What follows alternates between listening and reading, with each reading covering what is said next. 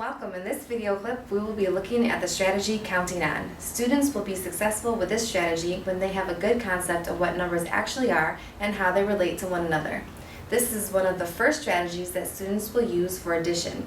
It will primarily be used by kindergarten and first grade students. The counting on strategy teaches students to begin counting at the first given number and to continue to count up until they have counted on as many as the second number.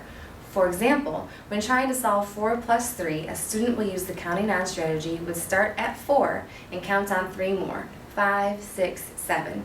This strategy is most useful when they are adding and can be used to help explain when they are discussing arrangements of numbers during number talks.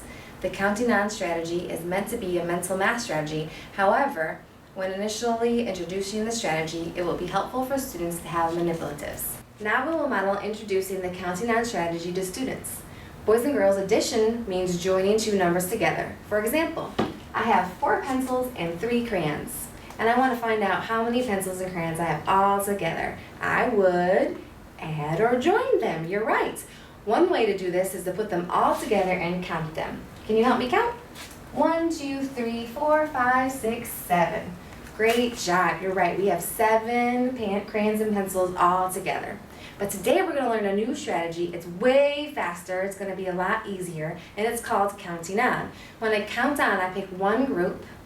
I'm going to pick the pencils because it's bigger, and I won't have so many to count. So I'm going to hold the pencils in my brain, and I look at the pencils, and I recognize that as 4 because we've been doing a lot of stupidizing. So I know my arrangement of 4. I'm going to hold that here in my brain, and then I'm going to count on 4, 5, 6, 7. Let's try it with different problems to see if this always works. And at this time I would hand students their manipulatives and we would solve more problems, checking to see if the counting on will help us more quickly solve problems. This is meant to be a mental math strategy. Begin with using manipulatives and then as soon as you can, pull away from using manipulatives and emphasize using it as a mental strategy. Also, this strategy can be explicitly introduced when teaching a unit on computational fluency or during your number talks. Remember, the focus is on using the strategy effectively and you want students to feel successful, so begin with smaller numbers and work towards harder numbers. Thank you.